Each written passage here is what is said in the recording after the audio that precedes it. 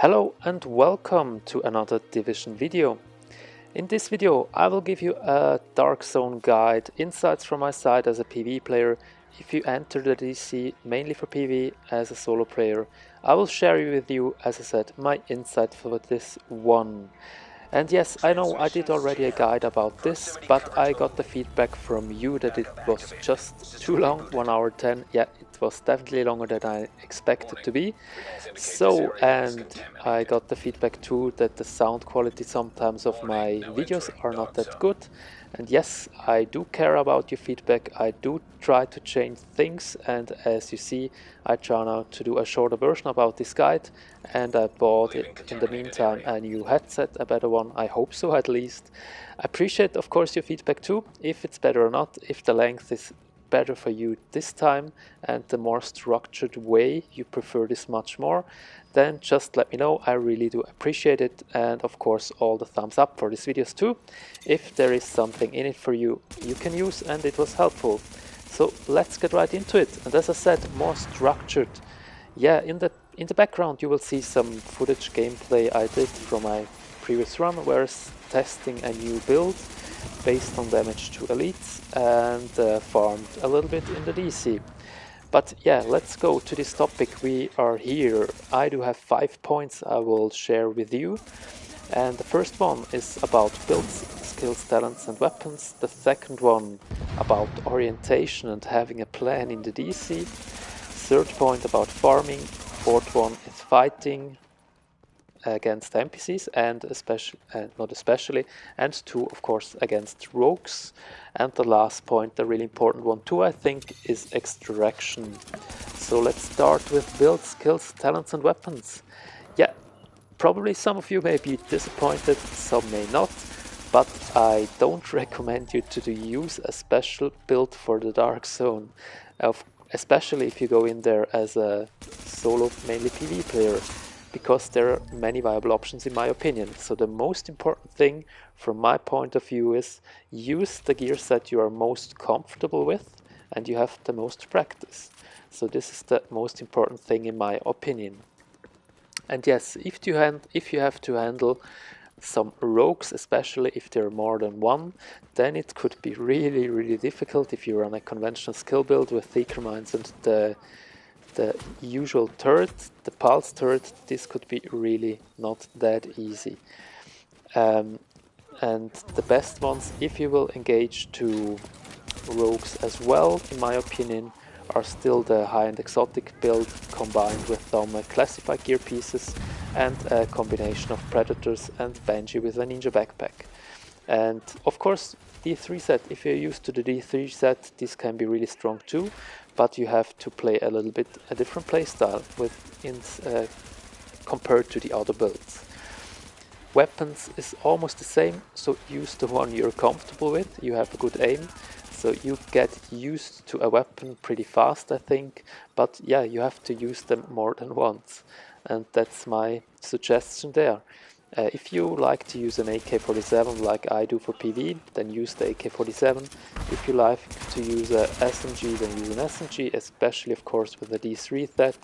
LMG are really viable as well for PvE, especially with the new Lone Star gear set you are able to run at the moment. And yes, the only thing is the same as before. If you try to engage with some rogues or will increase your chance to win a fight, then yeah, it's still at the moment the fact that high RPM weapons are better. Not without reason was the bug that's still not fixed at all, is that strong with the higher RPM, and yeah, this is just better for PvP. So then if you have an assault rifle, go for an M4 or an LVOAC variant. If you use a SMG, I would suggest an MP7 or MP5, and LMG MG5 is really nice too because it has the highest RPM. And the same for the skills and talents. Of course, it depends on the builds you're using, so I don't give a recommendation there. Usually I prefer to have a pulse to see where the things are with a, let's say, conventional build and a healing resource. So it depends on the build too, if I use a booster shot or an overdose. And of course you can run with 2 heals too. If you feel a little bit too squishy, if you feel that you go down too fast or too often or whatever, then I would just go with a healing box and blow it up to get an overheal and use an overdose as well. That works pretty nice. I run this setup by myself, and especially if I clear out the contaminated events. So yeah, this was part 1. So takeaway for this one: use what you're comfortable with, and high RPM weapons are better than the other ones, especially for PvP. And yeah, one thing that's really important, I think it stays important too in 1.8, is skill haste, at least for me. For me personally, it's the new, since 1.5, the new source of stamina or toughness, to have more and constant heals you can use. So that's why I really all the time try to max out my skill haste on my builds. This is, in my opinion, pretty important. Let's go ahead to the second point: orientation and have a plan. Yes, orientation, I mean, first of all, orientation in the dark zone. So if you don't play that often the DC, or if it's the first time, I would recommend to just start in one zone, one area, DC 1 or 2 and 3, let's say the 3, and then a couple hours there, so that you know the map, that you know where to go underground, where to go into the buildings and up, where are the landmarks, etc, etc. It's that important, in my opinion, especially if you have a situation where you have to run. Yes, sometimes when you're alone there and 4 people are hunting you, rogues, then usually it doesn't make that much sense to try to kill them. Sometimes it works, but normally it doesn't, because as I said, the stamina is pretty low in this patch. So yeah, the chances are pretty low, let's say it this way. And then it's really useful to know the map, where you can run, where you can hide, where you can go in cover. That's why it's important to know the map. And orientation too on your screen, I think this is a thing most of you know already, but the little minimap on the left side on the top of your screen, there you see where the rogues are, the little red dot points, except of course if they use concealed, then you don't see them. But you can see where on the map they are, if they're north, east, south, west, and you know, if you will engage, then go there, and if you don't want to engage, then have a look on the map as well and check out where they are, so that you're not too close to them. That's a recommendation from my side. And yeah, another important thing on the left side, at least on PS4, left side on the bottom, as you see now, there is a message that is where you see how far away somebody gets killed by whom, and you see the name. So that's an indicator too. If they're too close, 200-300 meters away, then you have the option to leave the area, to go another way, or as I said, if you have fun, then go there and try to fight them. So that's a really important thing as well, in my opinion. Yeah, that's it, I think. And have a plan. Yeah, the second part I've almost forgot. Have a plan. I think it's important too to have a plan if you enter the DC, why you are in there. If you go in there to hunt for, let's say, classified gear, or if you go in there to do the weeklies, if you go in there to hunt rogues, whatever. The build, it's always a matter which build you are using for this session, etc, etc, and your strategy. If you will, let's say, hunt for classified gear, then it should be your main goal to kill as many named NPCs as possible, which means farm landmarks as much as possible. Go to contaminated events, there are always 2 named bosses down there, so just to increase your chance. So make sure you have a plan what you will do in the DC. That was the second point, and then we come already to the third one: farming. Yeah, farming, I think this is the main thing all of the PvE players do inside the dark zone. I think at least so. So then it's important to know the DC has 9 areas, 1 to 9, and yeah, you get in all 9 areas, zones, the same loot. So you have the chance for classified in all of them. You don't have a higher chance if you are in DC 9 or in DC 1 or wherever. The only thing you have to know from DC 1, 2, 3, 4, 5, especially DC1, there are more, and 2, there are more red bar NPCs, so they're pretty easy to kill, or much easier, as farther away you go up in the DC to DC 8, 7, 8, 9, especially there you just met, almost just met elite ones, except on the extractions. Extractions have always veterans all over the map, so this is the only thing which is important. And yeah, that's a recommendation too. So go there where you feel comfortable. If you just start, you could go to the lower DC where the NPCs are not that hard hitting as up in the upper DC. And yeah, you get always the same loot. And the landmarks, there are different kind of NPCs as well. So at the lower DC you find more rioters. There's only one landmark with rioters. And you find a lot of landmarks with Rikers down there, and as further you go up, you see more LMBs and cleaners as well there. So that's the only difference. Then of course it's really nice to farm the supply drops and the contaminated events as well, and then you get 3 items at least directly into your backpack, so you don't have to extract them from the supply drops and the contaminated events. And you have the chance to get an extra exotic item, and the exotic item is mainly the Thompson or Tommy gun. Yeah, and as I heard, the Thompson will be get a rework in the next patch, so I would definitely stick to it if I get one. It's pretty nice, and as I said, I really like to do the contaminated events. They're pretty funny to do. And just a little add-on to this, because it's not that long ago I got the question again, where can I get the virus filter 5 for the contaminated events? And no, you don't have, or you don't get a mask with a filter 5. You just get hurt over time if you go there, so you have to watch to have a nice heal.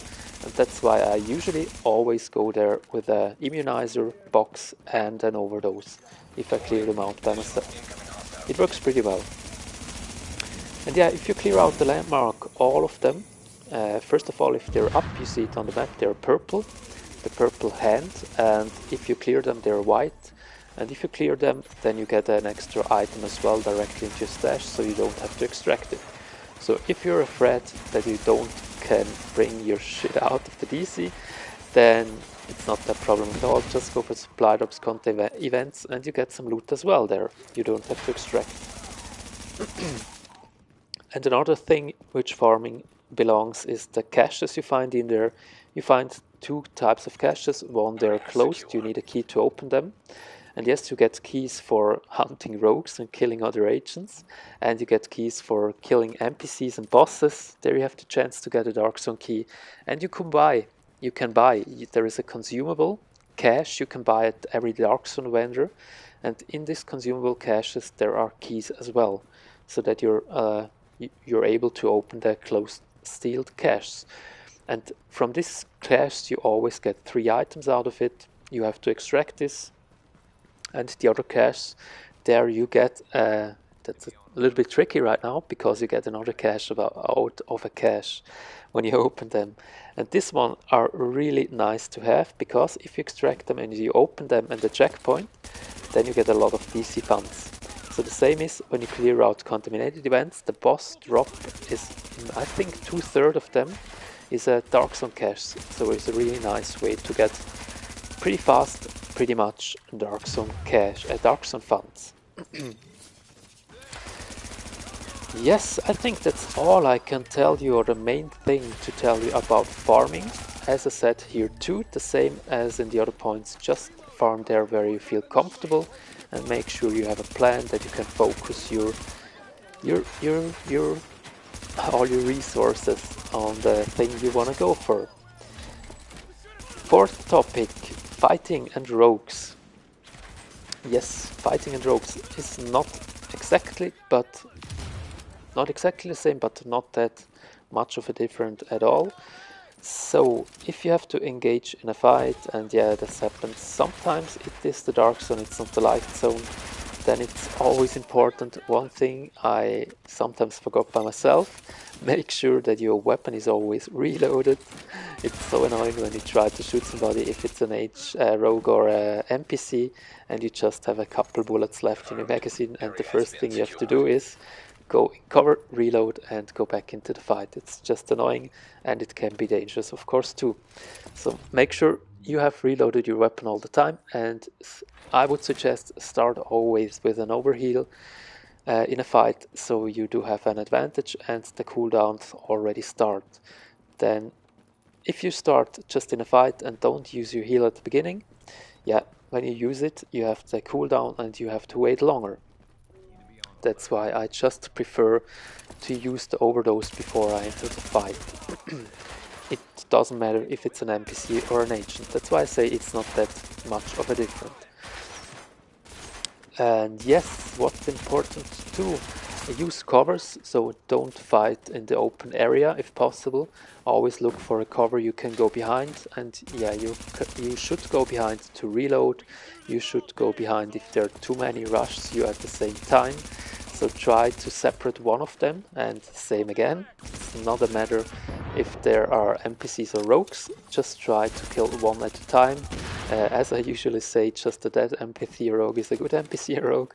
And yeah, although somebody is almost dead and he has just 1 millimeter left on his health bar, he's still able to kill you. So that's why always focus one guy or NPC and try to kill him at once.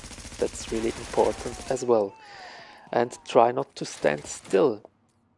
Yeah, many make the mistakes that they just stand still when they aim and shoot and whatever. It needs practice, and this thing is a little bit different if you play against rogues or NPCs. If you play against rogues, you can stand behind cover and shoot there and stand at the same spot, but the rogues will rush you much more most of the time, so then it's important that you're always on the move. Let's say it this way. It's a really important thing to know as well. And yeah, make sure everyone, NPCs especially, LMBs and Rikers too, they will try, and Rikers, yeah, too, almost everyone, try to flank you if you focus one, so always watch your surroundings as well. And yeah, you see it on the minimap where they are with the red bars you see on this little minimap. And yeah, just take care when they come from behind that you are the person, that it's the one behind and not one of them, that you're not in the middle of a fight. That it's really important as well. And yeah, if you have to reload, go in cover. If you have to wait for a cooldown, go in cover and let them come to you. So my personal opinion is don't rush them too hard. Then they have the advantage. Just stand somewhere in cover, the place you know, and look that you can back up all the time and let them come to you. So the NPCs will usually rush you. Rogues, if there are more than you, more players, then they will rush you most of the time too. Just, of course, if they run away, then you can hunt them as well. But this is really important to know too. And the last thing, this is especially, in my opinion, to fight against rogues and not that much to fight against elites in the dark zone. Don't forget to use grenades. Grenades are pretty damn strong. And yeah, try to shoot grenades whenever you can. And against NPCs, yeah, you can do too, but then I think it's more important the ones where you can have a crowd control. So gas seeker or flame grenades are there much more important. And against rogues, the damage ones, or the, of course, the, tell me which one I want to say, the shock grenades, of course. They're really strong, because if you have not the lowest amount of firearms, you can bring down somebody if he gets shocked, and if you can shoot him from the beginning, you can melt him. It's the duration is pretty damn long. I don't know if it's too long, but it's not the discussion at the moment. But yeah, don't forget to use the grenades. They're really, really important as well. So let's get right to the last point, extraction. And extraction is a really important topic too, because many times I read some comments on Reddit or on my videos that the most considerations is about bringing out the loot of the dark zone, that they have trouble with it. And here the same thing I said already multiple times. Choose the extraction you're comfortable with. Yeah, there are different extraction zones. Some of them you may like, some of them you may don't like. So just choose the one you like, you feel comfortable, and go there to extract. Of course, I usually choose the one which is just the closest one to my previous spot I am on the map and don't run too far away. Yes, you can go to a checkpoint if there are really too many players, you feel not that safety at all. Go to a checkpoint, log off, search for a new server, whatever, and try it again. It's an option as well. But don't fast travel when you're at a checkpoint because you will lose all your loot. Yeah, but as I said, it's possible to just go to a checkpoint, change server, or switch off the PS4 or the console PC you are and try it again later. Yes, so choose the extraction you're comfortable with, call in the extraction, and then there are two strategies. Usually on some of them there are already some NPCs there, so my suggestion is, especially if you're solo, kill first all the NPCs there before you call in the extraction, because it can be that the others spawn as well. It always depends how long ago is it since the last agent called extraction there, and once, yeah, I had, I think, about 12 NPCs, and although they're just veterans, yeah, it could be, yeah, difficulty, a challenge, a little one to kill these 5 too if they rush you. Can be, don't have to, but as I said, my suggestion, kill first all veterans there, they're around there, and then start extraction, and then you have two options. So one option is just back up and wait and use your concealed pulse to see if somebody's coming, and if you see the 4 veterans are standing there, they usually stand just in the middle and do nothing if you don't make aggro or grab aggro, so you can leave them alive, and then you have a little bit control if some agent or come to the extraction as well. This is one reason, or one option you can choose, or the other one, kill them as fast as possible. In my opinion, I don't know if I'm right, but it feels at least like as faster you kill them, the more they spawn. So on one extraction I do have about, I think, 3 spawns, so kill 12 of them at the end. And yeah, if you go for kills, of course, this is a nice option as well. But the advantage is if you kill them, then you don't have to handle them if you get shot by an agent. And yeah, sometimes it happens that you get shot from an agent, you get shot from NPCs, and that's pretty annoying. So that's why there is, in my opinion, not a better solution. I personally prefer to kill all of them at the beginning, that I have nobody around me if I have to engage in a fight with a rogue. So that's my way, but just try it out for yourself, what works for you. These are the two options. Then another thing is, if you have an item in your backpack that you are really want to extract, then I would really have a look that it's not the only item in your backpack, because you always lose 3 items. Of course, if you have just one, then 1. But if you have 9, if you have 3, if you have 4, you always lose 3 items or drop 3 items public when you die. So the chance is even lower if you have 9 items and you have a classified gear, let's say, that the classified drops when you have more items in your backpack. So when you go to extraction, and if you have something really important in it, always look that your little yellow back at the backpack is full when you go to this extraction. And yeah, when the rope is there, then my suggestion is, when the chopper arrives, don't put it on right at this moment. So just wait for about 5 seconds left. Yeah, really just about 5 seconds left. Then use an overdose, go to the rope and put it on. Because the advantage is, when you get killed then, on this time, you just lose the things on in your backpack, the 3 items and not all. Because if you put it on, take out the rope, you lose everything. When they grab the stuff, it's laying around. That's the reason why. And it's nice too to have, of course, an immunizer, then put the immunizer on the ground, because then you can't get shocked. That's usually a tactic of them, that you put your things on rope, shock you, and melt you down, and you don't have a chance. Yeah, if you're solo and you have a recovery link, then you could survive, but it's pretty hard. Really pretty hard. And that's the last thing. If you have a really important thing, always have a look or wait the time, the cooldown timer, that you have your recovery link back and you can survive longer. So these are the most important things, in my opinion, when it's coming to the point where you have to extract your items. yeah, that's all the things, the 5 topics I would share with you. I would like to share with you. I hope there was something useful in it you can use for your future Dark Zone farming rounds. And to close this, the takeaways from my side at the end again, use what you're comfortable with in case of your build, talents, weapons, whatever. As I already said, high RPM are better for PvP, there are some things they are better there. Skills concealed is nice, and heal of course. Skill haste is really important. Knowing the map, as I said, watching your surroundings, then have a plan for your run you will do in the DC.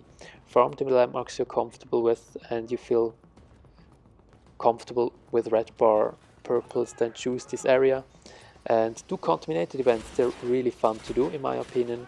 Watch that you always have a reloaded gun and the heal, overheal when you start a fight. Watch that you have always a cover close to you that you can go behind if there are just too many players or NPCs, and you can reload or wait for your cooldowns. That's really important as well. Don't forget to use grenades.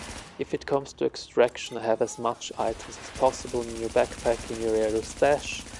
Choose the extraction you're comfortable with and yeah, put it on the last second and use a overdose before you put it on. I think if you consider all these points and if you integrate this into your runs, you will have fun. And that's the last thing I will give you out of the way there. If you go into the DC, the most important thing, guys, have fun there and happy farming. And see you in the next one. Bye bye. Thanks.